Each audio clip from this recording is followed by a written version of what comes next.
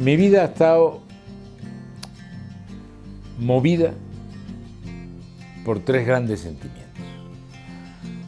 Uno es el afán por conocer. Yo tengo siempre un interés enorme por conocer y además conocer todo, me interesa todo. Yo miro las cosas con ojos de niños, con ojos de alguien que está descubriendo el mundo. Para poder entender la historia de España y también la historia de Andalucía en los últimos 25, 30 o más años, no se puede prescindir de la figura de Alfonso Guerra. El segundo es la búsqueda del amor.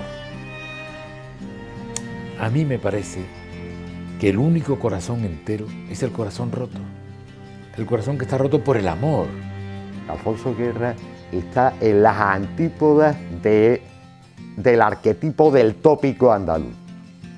Con lo cual, en definitiva, es la encarnadura perfecta de lo que de verdad es Andalucía.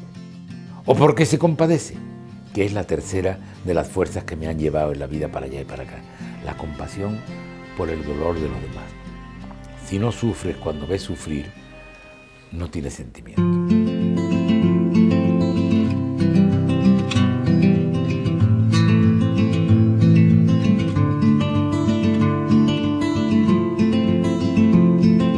Mi padre había sido desde niño un chico que iba por los campos de Utrera, del pueblo de Sevilla, llevando unos cerdos de un señor. Desde pequeño no fue a la escuela. Entonces él aprendió a leer y escribir solo, con un catón que le regaló una señora del cortijo donde llevaba los cerdos, y él sabía la importancia de leer y escribir.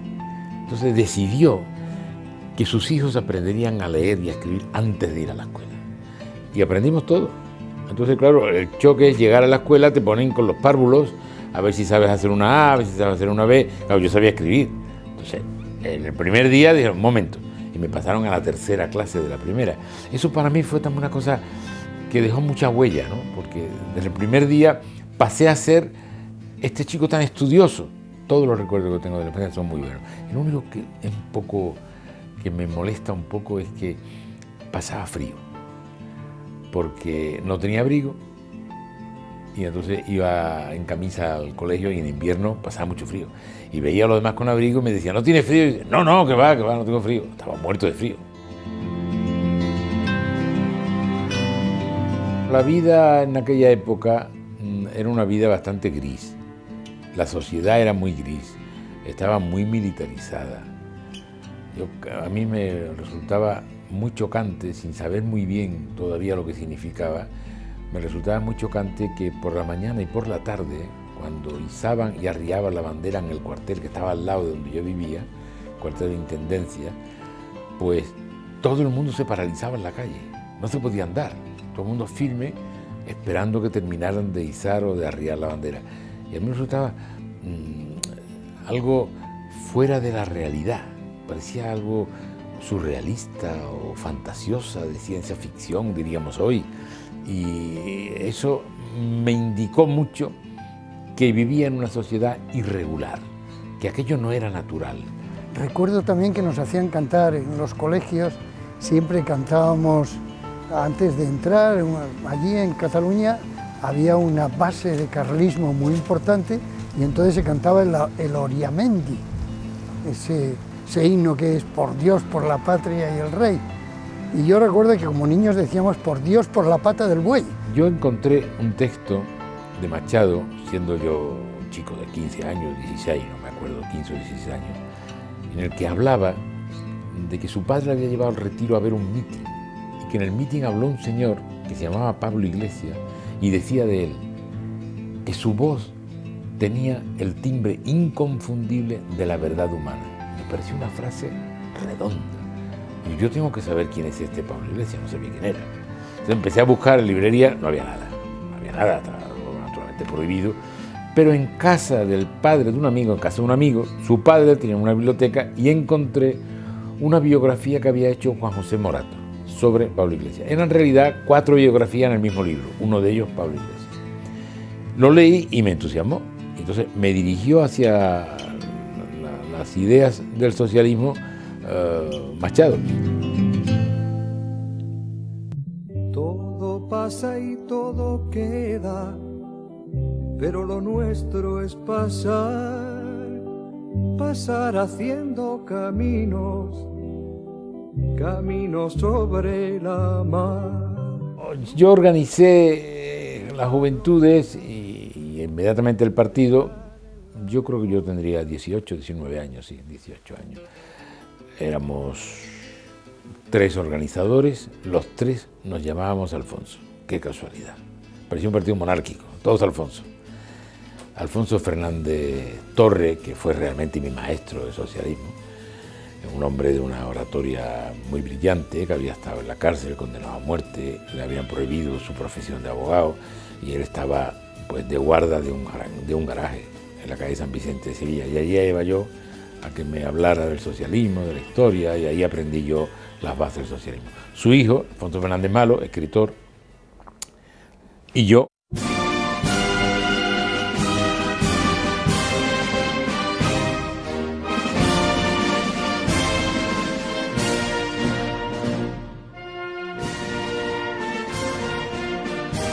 Mi padre era como el nexo, el punto de unión entre el pasado del Partido Socialista, la generación de la guerra civil, la generación que sufrió la represión, el pasado, el presente, mi padre también era el presente, y la gente que estaba llamada a dirigir al partido hacia el futuro, ¿no? Y hacia pues, la consecución del gobierno democrático en la España de las libertades. Cándido, por el que yo siento un gran afecto, era el hijo, jovencito, casi un niño, de su padre, Cándido también, que es uno de los hombres que yo fui a buscar a Jaén, porque Alfonso Fernández me daba el listado de la gente que había estado en la cárcel y tal, los campos de concentración. Entonces yo fui a buscar a Cándido, una persona maravillosa, que me quería mucho y me llamaba mi nene. Y hay una anécdota muy sabrosa. Por ejemplo, cuando yo soy vicepresidente del gobierno, a los pocos días, Cándido llama a Moncloa, Cándido padre, llama a Moncloa, y dice, oye, ponme con mi nene. Y entonces el señor del teléfono dice, aquí hay un señor que dice que ponga con mi nene. Digo, deme, eso es Cándido.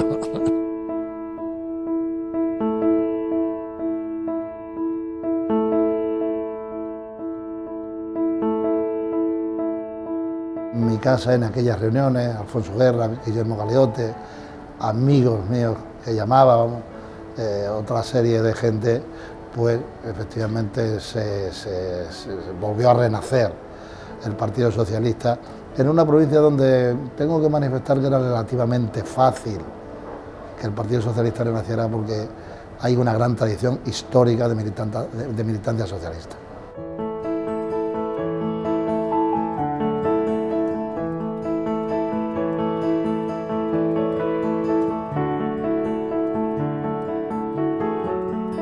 Los Alfonso, a que yo me refería antes, comenzamos a reorganizar el partido en toda Andalucía, y en Sevilla pues recurrimos, los primeros a los que hicimos entrar en el partido fueron Luis Yáñez, Guillermo Galeote, Felipe un poco después, pero casi muy cerca, Felipe, Rafael Escuredo, Manolo del Valle, todo ese grupo, y luego viajamos por Jaén, por Huelva, por Almería, intentando reconstruir el partido.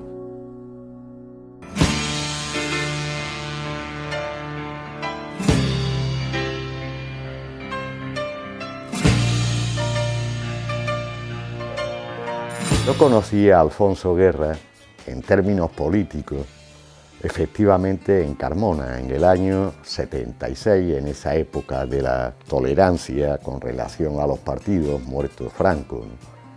Aunque yo antes lo tenía como parte del paisaje de Sevilla.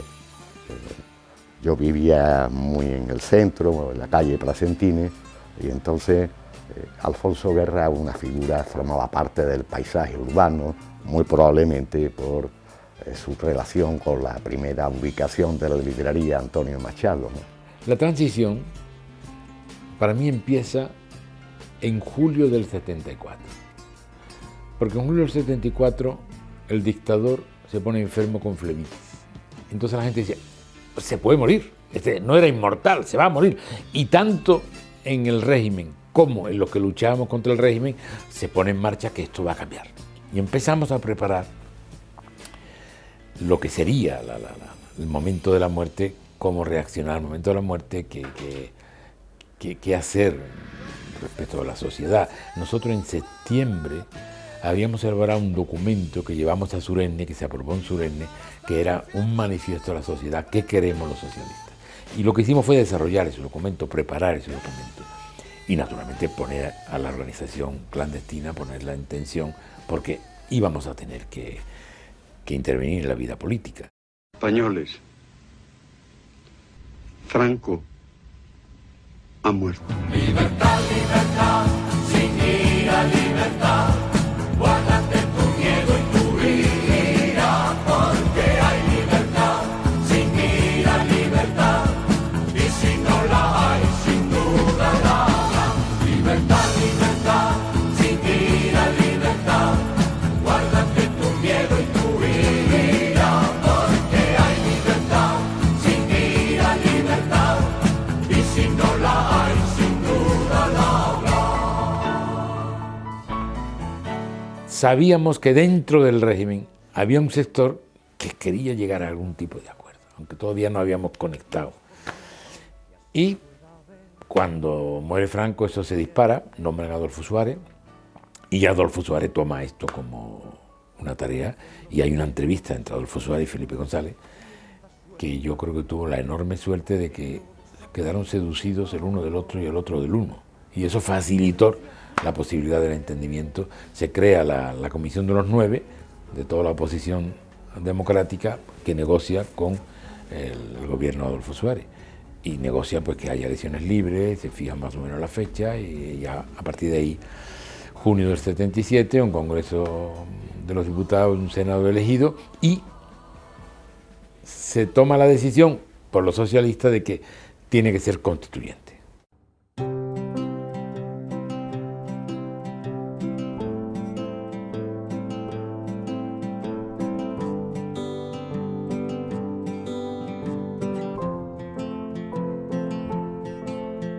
So,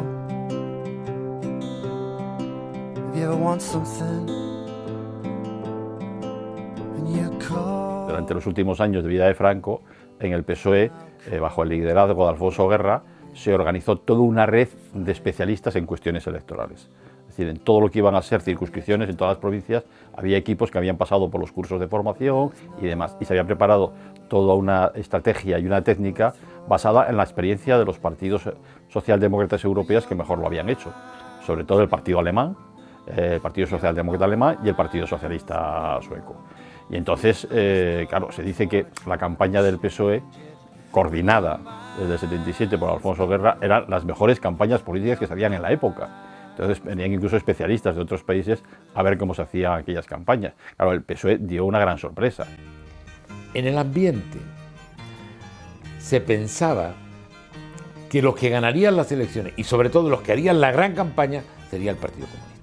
Hicieron una campaña horrible, todo de pasado, todo en blanco y negro, todo muy feo. Nosotros hicimos una cosa alegre, de futuro. Entonces tuvimos un número de diputados muy importante y el Partido Comunista poco. En aquel momento, en el año 78, se produjeron unas negociaciones para intentar hacer una constitución de todos los españoles que durara. Y entonces, cuando esa constitución, esas negociaciones que avanzaban en unos aspectos, pero eran muy difíciles, era muy difícil aquel acuerdo, o sea, eran dos Españas, ¿no? Y cuando estaba, digamos, de alguna manera en un punto muerto, retomaron las negociaciones Fernando Abril por parte de la UCD y los sectores conservadores y Alfonso Guerra. Entonces, en un trabajo muy intenso, yo creo que de enorme altura y proyección política, al final sentaron las bases del consenso. Muchos ciudadanos en Madrid y en toda España se preocuparon de comprobar que sus nombres estaban incluidos en las listas de los correspondientes colegios electorales para luego no encontrarse con sorpresas a la hora de emitir su voto. Se trataba de aprobar o no la nueva Constitución elaborada por las Cortes y, por primera vez en España, podían votar todos los mayores de 18 años.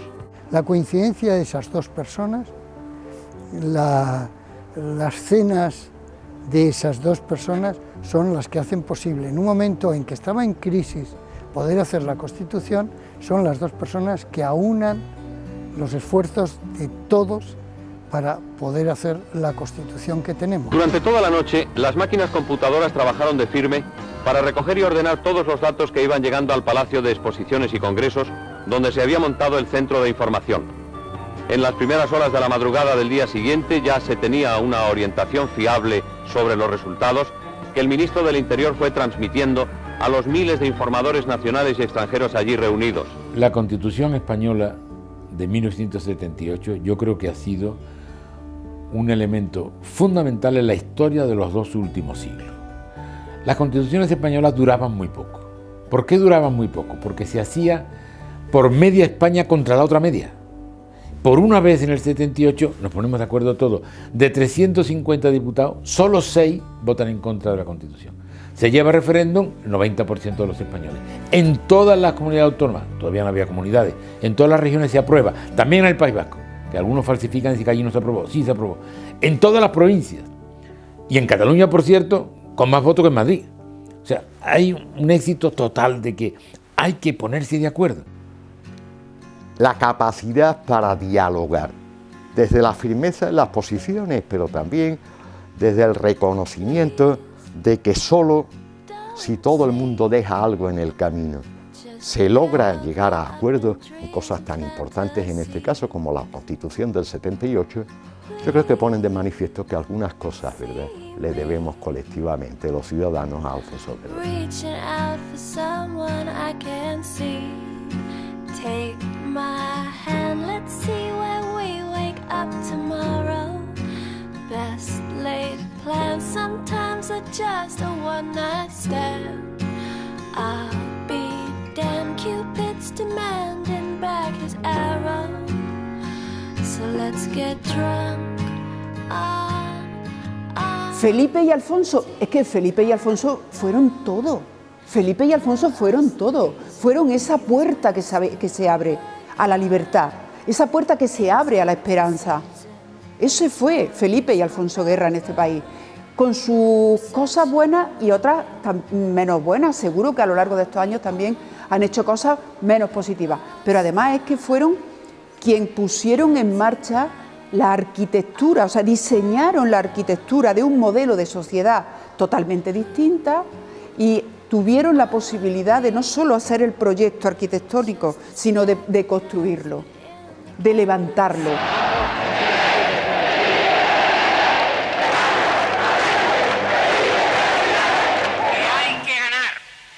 Hay que ganar para consolidar la democracia.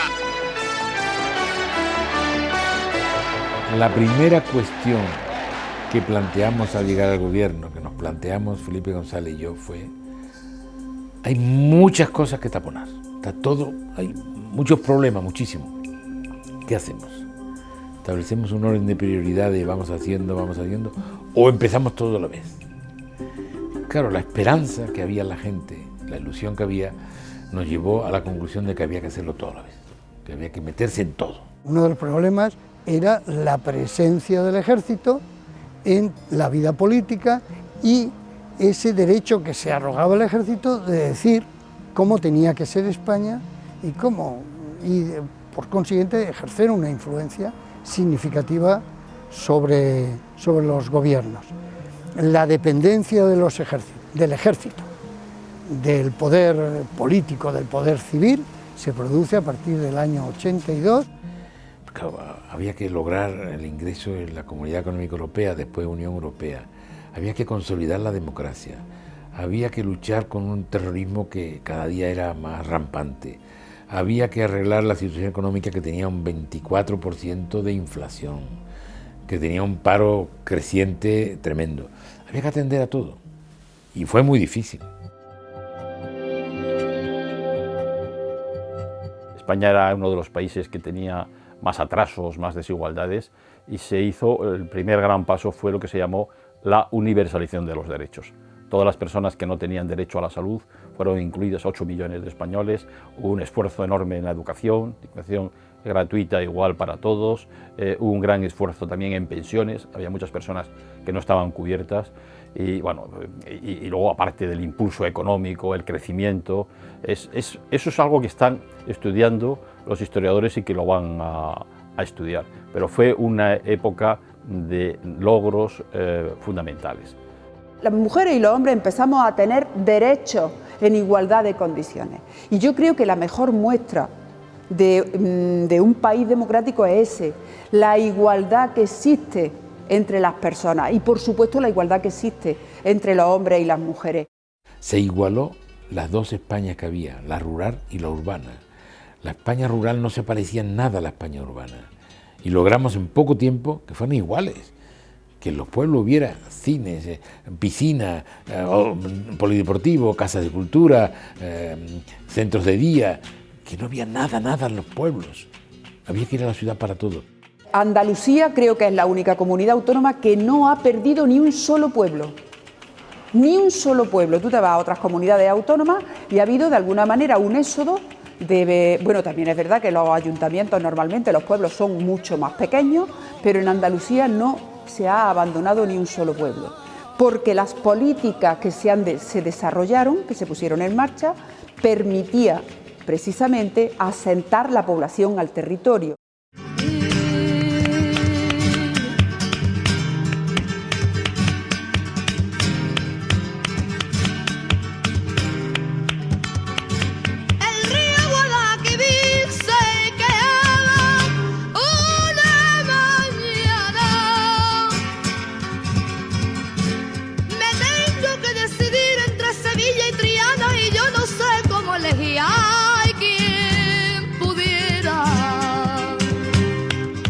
Cuánto llegamos, concebimos que los transportes en España tenían que cambiar porque era un cuello de botella para el desarrollo económico, industrial, de infraestructura de España, tenían que cambiar. Y dijimos, vamos a hacer un tren de alta velocidad como el mejor del mundo, mejor que el japonés, mejor que el Flecha Roja de Rusia, el mejor.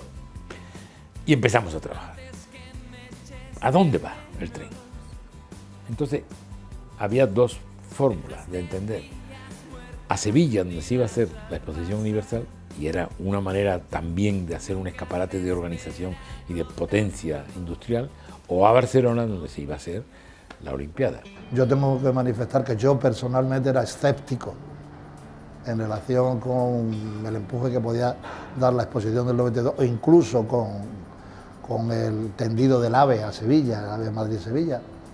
Bueno, luego tengo que reconocer que el AVE efectivamente pues, ha sido pues, un gran instrumento para el desarrollo y para la integración de Andalucía en el conjunto de nuestro país, aunque bien es verdad que la Expo dio unos resultados más fugaces.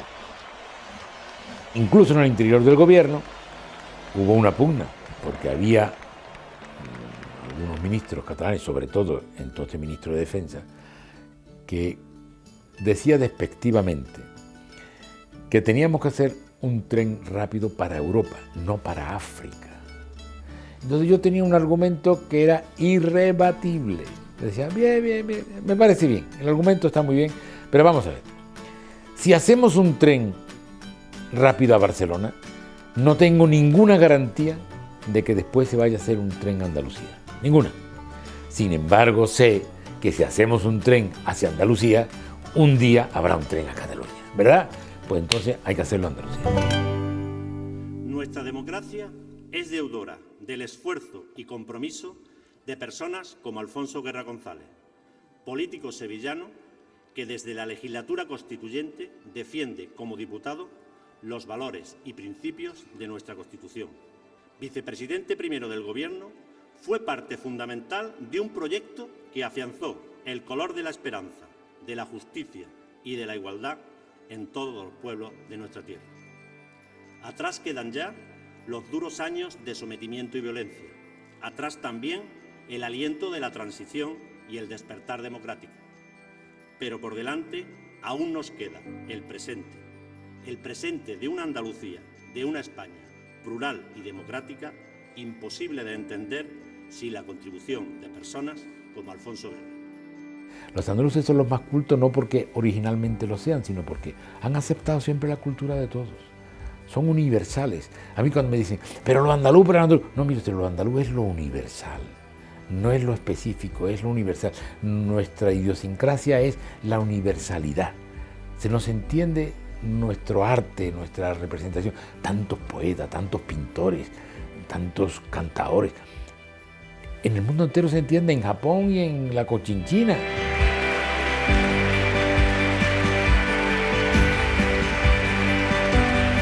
Entonces, ¿Andalucía qué? Pues un paraíso en el que entre el clima, la luz, la vegetación y el carácter de las personas se ha reunido un lugar donde se sabe vivir. Andalucía tiene, los andaluces y las andaluzas tienen la sabiduría del vivir. Allí se vive mejor, creo yo. Se sabe vivir mejor. Otra cosa es las cuestiones materiales, pero se sabe vivir mejor con el mismo nivel material que en cualquier otra parte del mundo. Claro, esto lo saben muy bien otros, otros de los que llamaríamos los bárbaros del norte, que se van a Andalucía a vivir. Yo digo siempre gráficamente, ¿usted conoce algún andaluz que se esté haciendo una casa en Inglaterra? ¿A qué no? Pues yo conozco muchos ingleses que están haciendo una casa en Andalucía. Claro, esa es la diferencia. Señorías, antes de proceder a las votaciones, en mi nombre y en el del Pleno quiero agradecer el magnífico trabajo que ha llevado a cabo la Comisión de Presupuestos y especialmente su presidente, don Alfonso Guerra. Ha sido un honor compartir escaño con su señoría. Muchas gracias.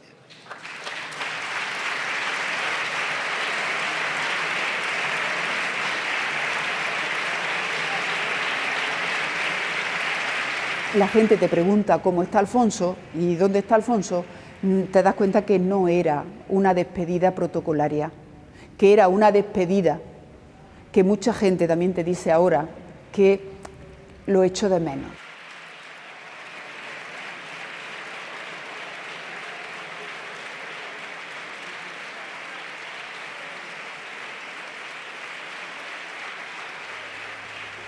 There's a rhythm and rush these days where the lights don't move and the colors don't fade. Siempre he pensado que la política no agota la vida, que hay más cosas en la vida. Y por tanto yo he querido vivir esas demás cosas. A mí me regalan un yate y me matan. ¿Qué hago yo con un yate? Yo no quiero un yate, yo quiero libros. A mí me regaló tú un libro, no un yate.